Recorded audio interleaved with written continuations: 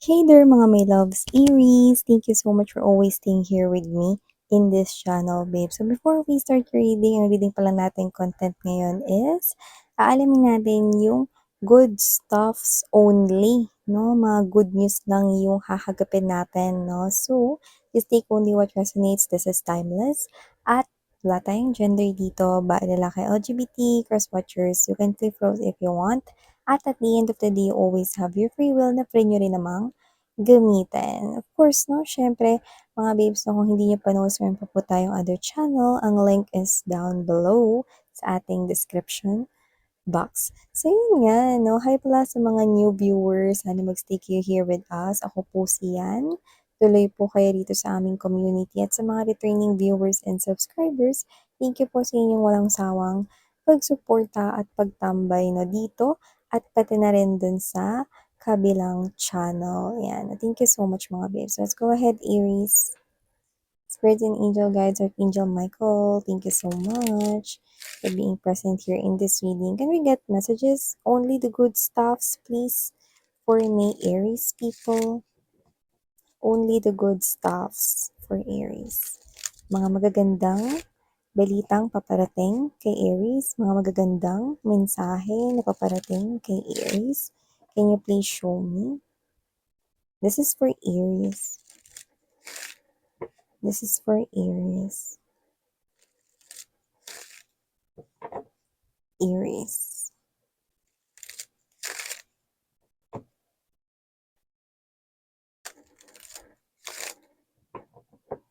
Okay, Aries, let's go ahead and check these messages here for ya guys. But please allow me na ilatag muna natin yung mga energy sa ating table before we start. We do have here the Hangman energy, the Ten of Swords. We also have here this Six of Wands, right next to the Ten of Swords. Three of Coins, Queen of Cups, Ace of Swords. Page of Cups, Six of Swords, and the Temperance energy. Okay. Miss yan, only the good stuffs. Bakit may Ten of Swords dyan? Okay, mag-alala mga babes, no? Good stuffs ang nakuha natin dito, no? Kahit may Ten of Swords dyan. Unahin na natin yan para mawala ni agam-agam ninyo. Dito nakikita ko mga babes, no? Na ito ay good news. Bakit? Kasi meron dito ni energy na posibleng magtangka, no? Na kumonek in one of your loved ones. And I do see na posibleng ito ay mas older than you, like a parent vibe, pwedeng parents mo, lolo't lola, legal guardian, tumatayong magulang mo, pwede ring ate o kuya mo, mga ganyan, no? So, nakita ko dito may gusto ritong kumonek sa yung loved ones, no? Or even kung meron kayong partner, no? May asawa kayo dito, no? Or na older than you, yan. That doesn't have to be. I do see na meron ditong energy na maaring mag-try na linlangin siya or dayain or lokohin, possible na in terms of finances or investment. Pero wag kayong mag-alala kasi hindi yun matutuloy, okay? Kasi bago pa lang matuloy yun, meron ng nagpapakita dito, no, na may nauna ng magreklamo, no, or maaaring meron na ritong unang nagsuplong, baka may yun yung unang nagawa na rito, no, ng hindi maganda, Aries, no. So, hindi ko nakikitang matutuloy ang pang-i-scam or panloloko, pandadaya sa iyong loved one, no, lalo na ito ay parang medyo matured na talaga yung energy na parang baka mama't papa or lolo't lola niyo na ito, tito, tita, mga ganyan, 'no, kamag-anak in a way. So, nakikita ko dito na hindi matutuloy ang pangloloko, 'no, lalo na in terms of money or coins, 'no, nitong person na paparating kasi bago pa siya makapanloko rito may una ng nagreklamo or meron na ritong unang nagsuplong. So, bago pa maisagawa ito siguro binabalak niya na na-scamin 'no, kung sino man yung family member or kamag-anak ninyo 'no, tapos merong na-pissed off doon sa tao na yun 'no, ni-report siya ngayon baka sa pulis siya or sa kinauukulan or kung saan man 'no, para matigil yung ginagawa niya na meron siyang ginawang aksyon yung nauna 'no. So, nakita ko dito na nasolusyonan niya yun kaya hindi matutuloy yung pang-i-scam, no, dito. Okay? That's why the Six of Wands is present beside the Ten of Swords. Okay? So, maliban dyan, no, okay na ba? Nakahinga ka na ba ng matiwasay Aries na yan? I'm sorry for me, Tagalog word. Can you please excuse me? So, yun nga mga babes, na maliban dyan, Aries, nakita ko rin dito na meron ditong energy ng mm, pwedeng close mo, sabihin na nating friend mo, no? Pero pwede rin naman na yung person na nagmamahal sa'yo. Meron siyang sasabihin na papalakpak ng tenga mo, 'no? Anong idiomatic expression na pumapalakpak yung tenga? Masaya in short, na magiging masaya ka, 'no? Pero yung saya yung hindi mo ipapakita na obvious agad-agad-agad, na hindi parang yung sisigaw ka, 'no? Pero you feel like gusto mo ng sumigaw sa tuwa, sa saya, 'no? So, ibig sabihin may balitang makakarating sa'yo na sasabihin ng either person who loves you so much. Baka yun na yung confession na pinakahihintay mo coming from your crush or someone you like. Or baka ito na yung pinakagusto mong marinig na sabihin sa'yo ng boyfriend, girlfriend, or ng husband or wife mo. Or baka ito na yung pinakahihintay mong chismis na gusto mong malaman coming from your best friend or friend. Nakita kong papalakpak yung tenga mo rito. Yung sa una, di kang papahalata na gusto mo nang tumalon sa tuwa, no? Pero kalma ka lang, no? Ikaw ito na parang gusto mo magsisigaw at magtatatalon sa tuwa dahil sa maririnig at malalaman mo. Yan. Ano kaya yun, no? Pero kasi since this is general reading, no, ikaw nakakaalam niyan, no? Ano ba yung parang bagay na gustong-gusto mong marinig? Gustong-gusto mong mabalitaan? Gustong-gusto mong malaman? Yun yung makakarating sa'yo. Kaya dito nakita ko pumapalakpak hindi lang ang tenga mo, kundi talagang sobrang saya mo pagtapos mong marinig ang balitang iyon. Yan, ang bongga nun mga babes, 'no? Ibig sabihin most awaited or much awaited, most awaited, most awaited na much awaited pa. Yun yung pinakahihintay mong balitang gustong-gusto mong marinig, 'no? Kumbaga parang nagsasayaw na lahat ng mga cells mo sa katawan, 'no? Yung mga ugat mo, mga veins na lahat-lahat na sobrang saya ng energy ibubuga mo, Aries, kapagka narinig mo na yun. Yung parang habang naririnig mo, pa-excite ng pa-excite yung nararamdaman mo, 'no? Tapos gusto mong ikalma yung sarili mo para hindi masyadong maging obvious na sobrang saya ka dun, 'no? Pero ikaw 'to nananatiling finesse. Kalma ka lang kunwari, pero yung totoo deep down inside 'no, parang lahat ng mga cells mo nagpalunan na sa tuwa or sa galak, 'di ba? Kung gano'n guys, 'no. So maliban diyan, another good stuff na nakikita ko coming in for you, so meron ditong parang natenga na promotion or natenggang pagbibigay ng recognition or credit sa'yo sa trabaho, whether that's negosyo or you're working here in a company. Nakita ko na parang may natenga dito na parang na promotion na dapat mapopromote ka last month or last year, may ganun, no? Parang napurnada yon, no? Or hindi nagkaroon ng pag-improve sa process, no? Or pwedeng merong naging delay or nag-cause ng delay, no? Yung iba naman kung negosyo 'to 'no, may nag-cause rito ng parang pag-block, siguro may biglang sumingit na same rin ng negosyo or product na binibenta or service na meron ka, mga ganyan, 'no?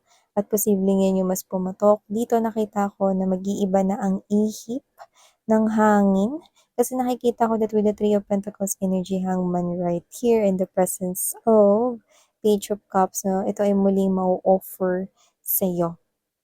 The promotion will open. Magkakaroon rito ng pag-andar at pagbukas 'no, ng vacant or open position ng posisyon na gusto mo talaga. O yung iba, aangat yung posisyon ninyo or baka ikaw malilipat ka dun sa department na talagang bet na bet mo talaga, 'no? So, may gano'n. Yung iba may promotion, may recognition, 'no? Kung noon mga babes na posibleng iba yung na-recognize because of the job na ikaw yung gumawa, Ngayon, mukhang mas mapapatunayan mo na yung pangalan mo talaga ay magniningning at sa'yo talagang ideya or concept iyon. Kasi dito nakikita ko na parang muli mo ritong nabawi yung integrity, no? At dito nakita ko mga babes, no, na lumalaban ka rito ng patas. At mukhang ngayon, may kita na ng management or ng mga higher ups, no, or yung mga bosses, no, baka you're working with the company na ikaw talaga yung may guts, ikaw talaga yung mas qualified for that. So they're gonna give it to you. They're gonna go offer it to you, and this time you will not miss this opportunity, Aries. Alam naman nating lahat that you have that natural leadership in you, isn't it? And I do see that you will be on fire this upcoming months here for you guys, because definitely money, money, money, money, money is coming, at nakita ko ditong mag-i-improve ang iyong saving. Kaya naman mga babes, no? Congratulations in advance para dun sa mga hindi pa ito nakukuha, at congratulations na para sa mga nag-getching nyo na ito ngayon or kamakailan. So, yan. Ang bongga naman nung good stuffs na yun, diba? Ang sayo ay para sa'yo at magbabalik talaga sa'yo. Taray! So, maliban dyan, Aries, another good stuff na nakikita ko dito for you, mga my loves, is meron ditong destiny or nakatadhanang mangyari. And kung ano man ito, parang hindi lang buhay mo yung magbabago, kundi pati yung buhay ng pamilya mo. Expect the unexpected, because this is something here big. Like, you do not see this coming with the moon, with the big moon in the background in there. You're slowly papunta doon sa big changes na sinasabi ko. Destiny will reveal itself.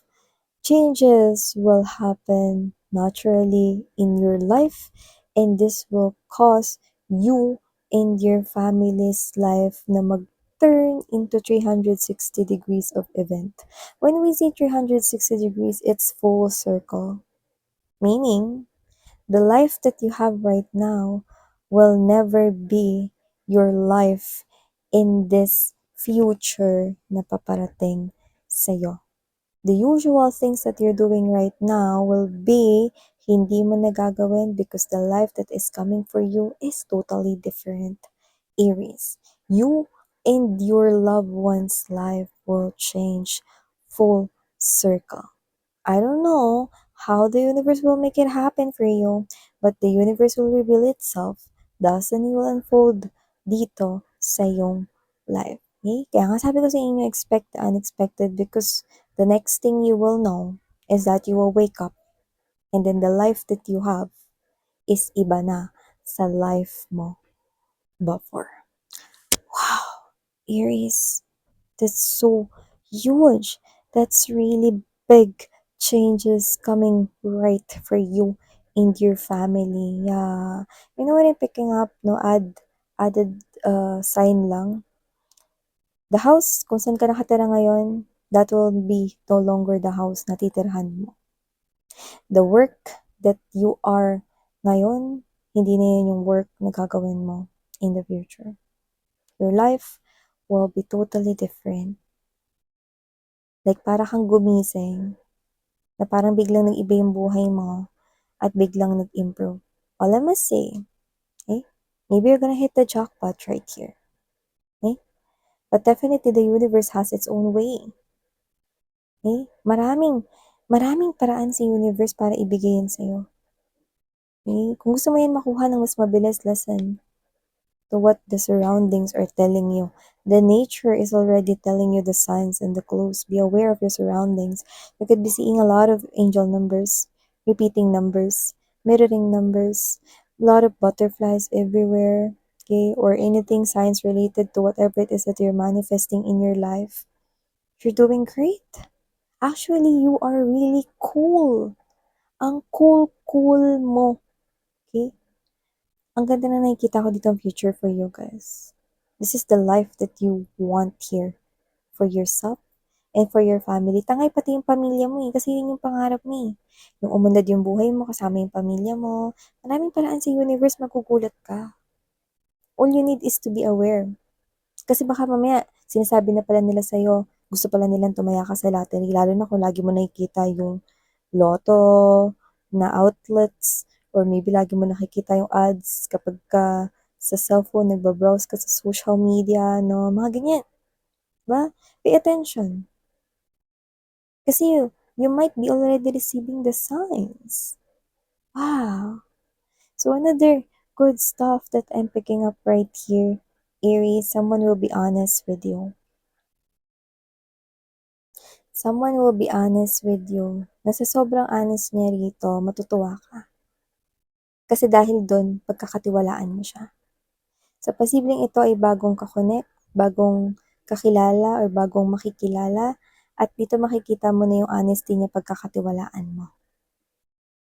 For others of you, meron itong strong potential na kung gusto ninyo na i-take ang connection na to the next level, or may potential na love na mag-grow dito, posible din po yun kapag pinursue ninyo yung love dito. Okay? Basta an honest person is about to connect to you, and you will trust this person here. Pagkakatiwalaan mo siya dahil mapapatunayan mong siya ay tapat at totoo sa kanyang mga sinasabi. Aries.